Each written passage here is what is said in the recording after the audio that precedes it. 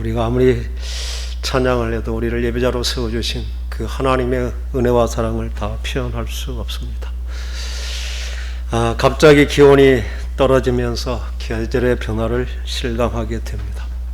새로운 계절을 준비하기 위한 그 자연의 몸부림처럼 우리의 인생의 변화를 위한 그 광야의 훈련에 기꺼이 우리의 삶을 내어드리는 그러한 순종의 시간이 되기를 소망합니다. 힘든 것은 싫은가요? 예, 오늘은 광야 훈련 세 번째, 르비딤 광야에서 만난 인생의 목마름, 기갈을 당하는 훈련입니다. 르비딤은 신광야와 또 그 신의 광야 그 중간 지점일 것입니다. 이 지역은 아마 시내산 부근, 그래서 르비딤의 물이 나온 것은 그 호렙산에서 물이 터졌다고 말합니다. 호렙산과 그 시내산은 동일한 산인데 아마 봉우리가 두 개인 것 같습니다. 우리가 사라봉과 별도봉 두 개의 봉우리지만 멀리서 보면 사라봉만 보이는 것처럼 시내산이라 부르기도 하고 구체적으로 또 구별하여 호렙산이 그 옆에 있는 것입니다. 바로 오늘 그 지점에서 일어난 일을 보게 됩니다. 오늘 1절 말씀을 우리가 함께 읽겠습니다. 이스라엘 자손이 온 회중이 여호와의 명령대로 신광야에서 떠나 그 노정대로 행하여 르비딤의 장막을 쳤으나 마실 물이 없는지라. 이스라엘 백성들은 이곳에 오기 전에 신광야에서 먹을 양식이 없어서 굶주릴 때 하나님께서는 하늘에서 아침에는 만나 저녁에는 메추라기를 보내주셔서 그곳에서 하늘의 양식으로 생명을 공급받는 그 체험을 하게 해주셨습니다. 하나님은 하늘에서 내리는 그 매일의 만나를 통해서 하나님께서 안식일의 정신을 배우게 하셨죠. 6일 동안 거두고 7일째 되는 날은 안식하여 하나님께 예배하는 구별된 그 삶의 습관, 그들은 신광야에서 그것을 배우게 되었습니다. 저와 여러분도 이 신광야 훈련을 거쳐서 나의 삶의 공급자는 여호와 하나님 되심을 고백하면서 정말 죽으면 죽으리라는 그러한 결단을 가지고 여호와의 말씀대로 죽기까지 생명을 다해 견디면서 순종함으로 그 광야가 졸업되는, 그래서 주님이 약속하신 말씀 그대로 안식일을 지키며 하늘의 양식으로 살아가는 이 하늘에 속한 자, 내 생명의 근원이 하나님 되심을 이렇게 우리의 삶으로 고백할 수 있는 저와 여러분 되기를 간절히 축원합니다. 하나님은 그들을 노정대로 르비딤에 인도하셨다 이렇게 말씀하십니다. 노정대로라고 표현한 것은 아무렇게나 길 가는 대로 가는 것이 아니라 계획된 여행의 경로대로 행하였다는 것입니다. 그 계획된 여정이 바로 하나님의 계획 가운데 그곳에 이르렀다는 것입니다. 그런데 그곳에는 물이 있어야 될 곳이었는데 물을 만나지 못한 것입니다. 정확한 지명은 아니지만 아마 이곳은 오아시스 지역으로 당연히 물이 있을 것으로 예상되는 그러한 곳입니다.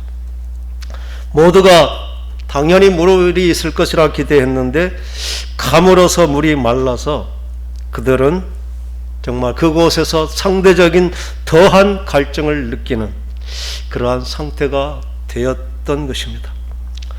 이스라엘 백성들은 특별히 불평을 좋아하거나 참을성이 없는 그러한 사람들은 아닙니다.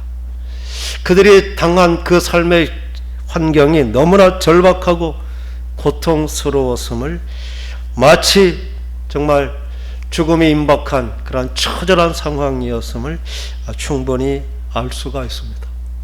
그래서 그들의 입에는 너나 없이 불평이 나오면서 그 한계가 도를 넘는 것입니다. 마라에서도 물이 쓰다 원망했고 신광야에서도 먹을 양식이 없다고 말로 불평하고 원망했지만 이제는 대놓고 모세와 다툰다는 것입니다. 2절의 말씀을 우리가 또 함께 상반절을 함께 읽겠습니다. 백성이 모세와 다투어 이르되 우리에게 물을 주어 마시게 하라. 모세가 그들에게 이르되 너희가 어찌하여 나와 다투느냐? 너희가 어찌하여 여호와를 시험하느냐? 여기서 다투었다는 것은 그냥 말로 하는 것이 아닙니다. 이 원어의 뜻은 야레부라고 하는 그 단어의 뜻은 뒤흔들다, 붙잡다, 불평하다, 마치 멱살을 잡고 흔들면서 불평하는 그러한 그들의 정말 그 절박한 상황을 보게 됩니다. 4절에 모세는 기도하면서 조금 있으면 이들이 내게 돌을 던지겠나이다. 정말 아주 살벌한 그러한 상황이 되었다는 것입니다. 그들이 그렇게 불평하는 이유는 두 가지입니다. 첫째는 모세와 다투는 것. 왜 너희들이 우리를 이곳에 인도해내서 우리와 우리 자녀들, 우리의 또 모든 이제 그 가축들이 목이 말라서 죽게 하느냐고, 목말라 죽게 하느냐고 원망하는 것. 그리고 더 근본적인 이유는 그들이 여호와 하나님을 시험하는 것입니다. 시험했다는 것은 여호와께서 과연 여기 우리와 함께 계신가? 하나님이 계시지 않는가? 하나님이 함께 계시다면 과연 우리가 이러한 상황을 만나는 것이 합당한 일이냐? 하나님이 계시다면 당연히 우리에게 정말 생수가 있는 그곳을 인도하실 텐데 우리가 이런 불평한 정말 아주 어려운 상황 가운데 처한 것, 그건 하나님이 없어서 그런 것이 아니냐는, 그 하나님이 정말 계신가? 그러한 하나님의 임재에 대한 시험, 두 가지 시험을 하는 것입니다. 그렇다면 왜 하나님께서는 이스라엘 백성들을 그 메마르고 건조한 땅을 지나면서 그러한 시험을 당하게 하시는 것일까요? 왜 평안한 삶을 주시지 않고 그 힘든 훈련을 하게 하실까요? 우리는 어려운 경쟁을 뚫고 국가대표로 발탁된 선수를 생각할 수 있습니다. 그가 지금까지 고생하면서 대표 선수가 되었으니 이제는 더 이상 힘들게 하지 말고 그냥 편히 쉬라고 하면 좋을까요?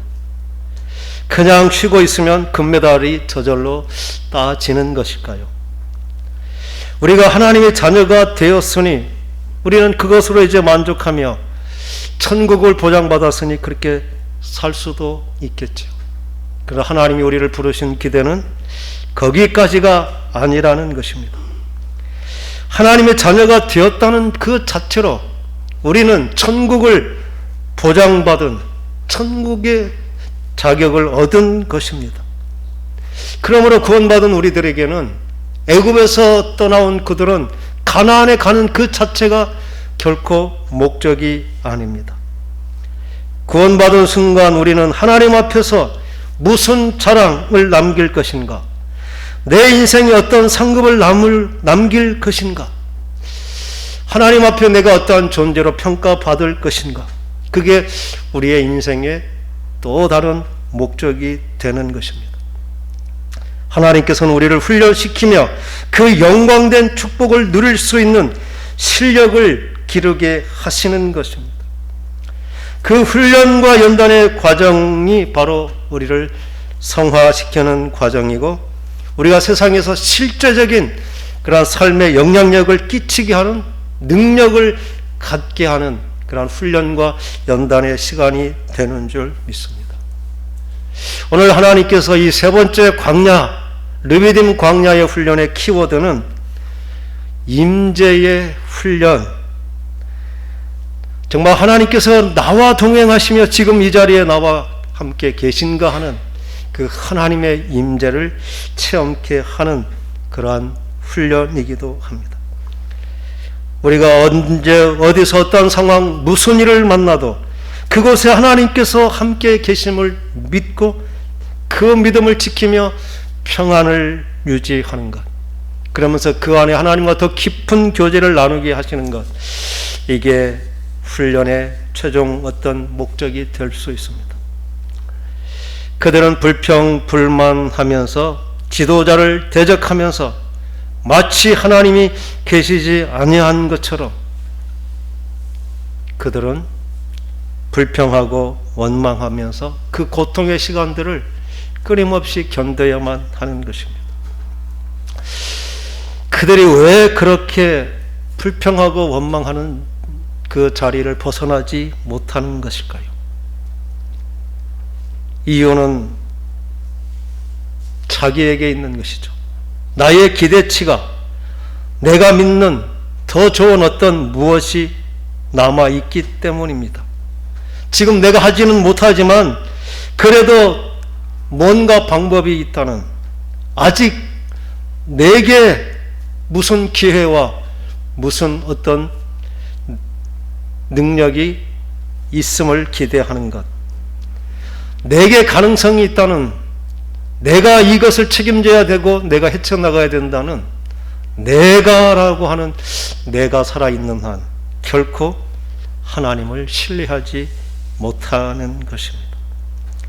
이 상황은 나의 일이고 하나님도 어쩔 수 없다는 그러한 판단을 했기에 그들은 불평하고 원망하고 그렇게 살 수밖에 없습니다. 우리는 가난해져도 실패해도 그것을 인정하고 나를 포기하지 못합니다. 나를 포기하는 것이 아니라 우리는 핑계를 대고 원망하죠. 내게 돈이 없어서 그 일을 못하는 것이다. 내가 배우지 못해서 그러한 길을 얻지 못했다. 내가 건강이 없어서 못한다고. 아니, 누구 때문에, 그 사람 때문에 내가 지금 이러한 지경을 당했지. 그러면서 남을 탓하고 원망하고 불평하면서 결코 이 일이 하나님께서 내게 주신, 하나님께만 답이 있고 하나님께서 나를 이곳에 인도하셨다는 그것을 마음으로부터 인정하지 못하는 것, 이게 우리들의 극복되어야 될 과제입니다. 내 인생 가운데 내가 감당할 수 없는 상황을 만나게 하시는 것, 마치 광야에서 목이 말라 고통하는 것 같은 그 끝없는 절망과 좌절의 상황 가운데서도 불평하고 원망하고 남의 핑계대고 자포자기하기는 쉽지만은 그때 조용히 머물러서 살아계신 하나님께 모세가 부르짖어 기도하는 것처럼 처절하게 밤잠을 자지 못하며 새벽을 깨우며 하나님을 의지하지 못하는 것, 그것이 하나님을 믿지 못하는, 하나님이 함께 하신다는 하나님의 임재를 우리가 받아들이지 못하는, 아직도 내게 기회가 있다고, 내가 책임져야 된다고, 내가 내 인생의 주인이라고 이렇게 주장하는 내가 포기되지 않는 한 결코 하나님을 의지할 수 없다는 것을 철저하게 보여주시는 것입니다. 모세는 똑같은 상황에서 어떻게 그의 입술에 불평이 없고 원망이 없을 수 있었습니까? 그는 40년 광야 생활을 먼저 체험했고 그 광야를 졸업했기 때문에 하나님께서 그보다 더한 상황 가운데서도 하나님은 동행하시고 하나님의 뜻과 섭리 가운데 인도하신다는 하나님의 임재를 그는 믿었기에 그는 그 순간에도 하나님께 엎드려 부르짖어 기도할 수 있었던 것입니다. 하나님을 시험하는 것, 하나님이 계시면 왜 내게 이런 상황이 일어났느냐고 우리는 원망하고 불평하는 것, 하나님께서는 왜 그런 상황을 우리에게 주셨을까? 하나님이 우리를 시험하시는 그 시험은 결국 한 가지입니다. 내 마음이 어떠한가를 알고 싶어 하는 것이죠. 정말 이런 상황 가운데서도 하나님을 믿고 신뢰하며 이것이 하나님의 계획임을 받아들이는지, 아니면 여전히 애굽에서 내가 나의 주인이 되어 살았던 그대로 모든 문제와 판단 상황이 나의 결정이요 나의 책임이라고 생각하며 감당하지도 못한 상황 가운데 불평하고 좌절하고 포기하는 인생인가? 아니면 하나님께서 나를 작정하여 구원하신 그 순간부터 하나님은 나의 주인 되시고 나의 왕이 되시고 나의 모든 것을 책임져 주시는, 나의 인생을 훈련하여 하나님의 영광을 누리기에 합당한 자가 되게 하신다는 하나님의 계획이 내 인생 가운데 있음을 정말 우리가 신뢰하고 받아들일 수 있는지, 이러한 훈련을 하신다는 것입니다. 우리가 정말 하나님의 모든 문제를 하나님께 내어놓고 하나님의 응답을 기다리고 낮아지는 그 훈련을 통해 정말 하나님의 빚으시는 그러한 사람이 되기를 원하십니까? 정말 해결의 길은 나의 생각, 나의 판단이 아니라 지금 내게 주시는 하나님의 말씀이 답이라는 그러한 믿음을 저와 여러분이 가질 수 있기를 간절히 소망합니다. 우리가 기도하고 찾고 두드리고 구할 때 하나님께서는 깨닫게 해 주시고 그 말씀에 순종할 때 우리의 광야는 끝이 날 것입니다. 그러한 본을 오늘 모세는 보여주는 것입니다. 그렇게 오직 하나님께 모든 것을 맡기고 지금 이곳에 계신 하나님을 신뢰하며 부르짖어 기도하는 모세에게 하나님은 말씀해 주셨습니다. 5절 6절 말씀을 우리가 함께 읽겠습니다. 여호와께서 모세에게 이르시되 백성 앞을 지나서 이스라엘 장로들을 데리고 나일강을 치던 내 지팡이를 손에 잡고 가라. 내가 호렙 산에 있는 그 반석 위 거기서 내 앞에 서리니 너는 그 반석을 치라. 그것에서 물이 나오리니 백성이 마시리라. 모세가 이스라엘 장로들의 목전에서 그대로 행하니라. 아멘. 하나님의 응답은 쉽지 않습니다. 그렇게 불평하고 원망하는 그 백성 앞에 담대히 서라고 말하는 것이죠. 그리고 그 백성들의 대표들을 뽑아서 그들을 데리고 신의 산으로 가서 그 바위 앞에 서라고 말씀하십니다.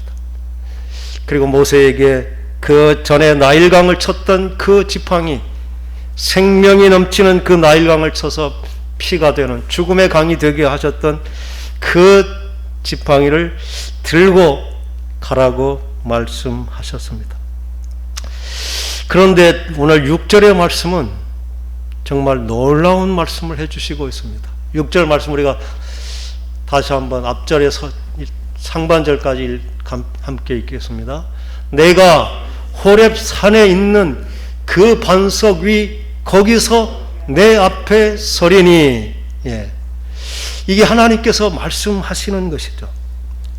하나님께서 그 호렙산에 있는 그 바위 그 앞에 하나님께서 서 계시겠다는 것입니다. 여호와께서 그 앞에 서 있다는 것은 굴복한다, 순종한다는 그러한 의미인 것입니다. 하나님께서 그 반석 위에 서서 자신이 반석이 되겠다는 것이죠. 내가 내려칠 때 내가 맞겠다는 그러한 표현, 이게 바로 여호와께서 그 반석 위 그 앞에 내가 서겠다. 참 이해할 수 없는 그런 하나님의 행동이죠. 하나님은 모세가 칠 그 바위에 자신을 세우셔서 자신의 매를 맞도록 내어 놓으시겠다는 그러한 말씀인 것입니다. 모세 앞에 서 있는 그 반석, 그것은 단순한 돌이 아니라 대신 저주를 받으신 하나님이시라는 것을 이 말씀은 분명하게 표현을 해 주시는 것입니다. 어떻게 반석에서 물이 나오게 되는지 그 놀라운 신비를 그렇게 말씀해 주셨고, 사도 바울은 고린도전서 10장에서 그 반석이 누구인지를 또 분명하게 말씀하십니다. 고린도전서 10장 4절 말씀을 안 올려진 모양이죠. 제가 읽겠습니다. 다 같이 같은 신령한 음료를 마셨으니 이는 그들을 따르는 신령한 반석으로부터 마셨음에 그 반석은 곧 그리스도시라. 이 반석은 그리스도께서 우리를 대신하여 십자가에 죽으시고 채찍에 맞으심으로, 마치 모세가 그 반석을 친 게 아니라 여호와 하나님을 치셨고 그리스도를 치셨으므로 우리의 인생의 목마름, 영혼의 목마름이 거기서부터 해결되는 영원한 생명수가 솟아나게 하셨다는 것입니다. 우리의 영혼의 목마름, 그것은 우물에서 마시는 물로 해결되는 것이 결코 아닙니다. 요한복음 4장 13절 14절의 말씀은 우리가 잘 아는 말씀 한번 읽어보겠습니다. 예수께서 대답하여 이르시되 이 물을 마시는 자마다 다시 목마르려니와 내가 주는 물을 마시는 자는 영원히 목마르지 아니하리니 내가 주는 물은 그 속에서 영생하도록 솟아나는 샘물이 되리라. 이 영생하도록 솟아나는 샘물, 그 물이 바로 메맞고 쪼개진 반석에서 솟아나는 그러한 샘물, 영원한 생명의 샘물, 그것을 우리가 받을 성령이라고 또 요한복음 7장 38절 39절에는 기록하고 있습니다. 그 말씀도 우리가 같이 한번 읽어보겠습니다. 나를 믿는 자는 성경의 이름과 같이 그 배에서 생수의 강이 흘러나오리라 하시니 이는 그를 믿는 자들이 받을 성령을 가리켜 말씀하신 것이라. 예수께서 아직 영광을 받지 아니하셨으므로 성령이 아직 그들에게 계시지 아니하셨더라. 그때 상황을 설명하는 것입니다. 인생의 목마름은 반석 대신 그리스도, 나를 위해 자신의 몸을 찢으사 피 흘려 죽으심으로 영원한 생수의 근원 되시고 보혜사 성령님을 통하여 마르지 않는 생수가 우리의 심령 가운데 날마다 새롭게 솟아나게 하심으로 우리의 메마른 인생이 이제 새 힘을 얻고 우리의 삶의 모든 영역에서 그 놀라운 생명의 신비가 일어나게 하시는 것, 이게 하나님께서 우리를 그 메마름의 땅, 그 목마른 광야를 거쳐서 하나님의 역사하심을 보게 하는 그 하나님의 임재를 실제적으로 체험케 하시는 하나님의 훈련인 줄 믿습니다. 하나님께서는 결코 우리가 훈련되지 않고는 받을 수 없기에 하나님은 직접 그러한 삶의 현장 가운데 우리를 몰아내시며 기도하지 않고는 견딜 수 없는, 기도하지 않고는 하나님의 은혜가 아니면 해결할 수 없는 그러한 절박한 상황 가운데 우리를 몰아넣으시며 우리로 하여금 스스로 부르짖어 하나님을 찾게 하시고 그 하나님을 경험케 하시는 것, 그게 이 무리바 그 반석에서 물이 내시는 사건을 통해 우리에게 주시는 하나님의 계획인 줄 믿습니다. 하나님께서는 왜 우리로 하여금 이렇게 혹독하게 훈련하시고 우리를 연단하시며 잠시도 우리를 쉬지 못하게 하시는 것일까요? 하나님은 분명히 그 광야 40년, 특별히 이 5대 광야를 통해 우리의 인격을 근본적으로 변화시키는 이러한 성부, 성자, 성령님의 역사하심, 우리는 마라에서 쓴물의 인생이 예수 그리스도의 십자가의 은혜로 단물이 된 것을 경험했습니다.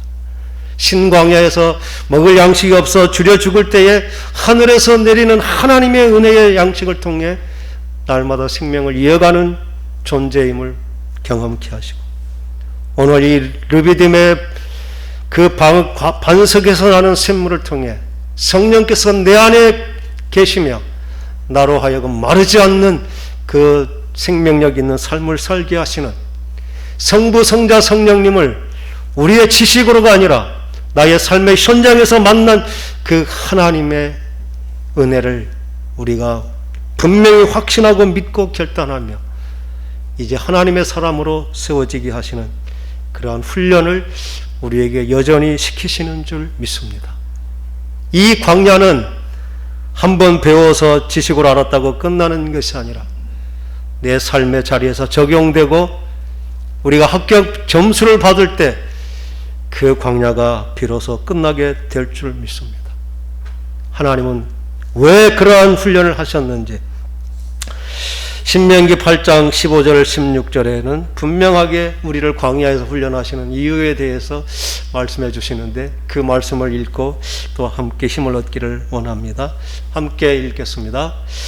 너를 인도하여 그 광대하고 위험한 광야, 곧 불뱀과 전갈이 있고 물이 없는 간주한 땅을 지나게 하셨으며, 또 너를 위하여 단단한 반석에서 물을 내셨으며, 내 조상들도 알지 못하던 만나를 광야에서 내게 먹이셨나니 이는 다 너를 낮추시며 너를 시험하사 마침내 내게 복을 주려 하심이었느니라. 아멘.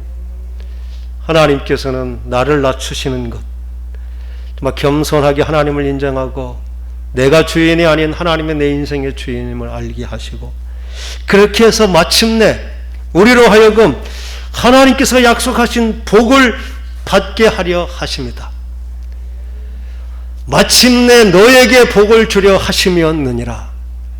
하나님의 훈련의 목적은 하나님께서 주신 복을 받았을 때 그게 복으로 느려지지 저주가 되지 않는 훈련, 이게 바로 광야의 훈련인 줄 믿습니다. 우리는 이 철저한 광야 훈련이 되지 않는다면 하나님의 주신 복으로 우리는 오히려 하나님을 배반하고 여전히 죄의 종노릇하는 비참한 자리에 가게 되는 것입니다. 철저하게 하나님이 내가 주인 되지 않는다면, 내가 아무것도 아닌 존재임을 인정하지 못한다면, 하나님이 주신 지혜와 하나님이 주신 부와 권력을 가지고 우리는 끊임없이 나의 탐욕대로 나의 유익과 나의 자랑을 위해서 끊임없이 그것을 사용하며 결코 하나님께 영광 돌리지 못하는 모든 인생들이 갔던 길, 그게 광야를 훈련하지 못하고 졸업하지 못한 낙제생들이 가는 길인 것입니다. 그러므로 우리는 광야 훈련을 전부 다 100점으로 통과할 수 있는 저와 여러분 되기를 소망합니다. 그때 하나님께서는 우리에게 부와 명예와 권력을 주시고 건강을 더하여 주시고 재능과 기회를 주시면서 그 모든 것이 나의 자랑, 나의 유익이 아닌 하나님이 기뻐하시고 하나님이 선하시고 온전하신 뜻대로 하나님의 영광을 위해서 마음껏 쓸 수 있는 그 복을 누리며 우리의 삶의 이 자리에서 모두에게 기억되는 그리운 이름이 되게 하는 것. 우리가 돈과 명예와 권력으로 그 사람이 죽었다고 그를 기억하지 못합니다.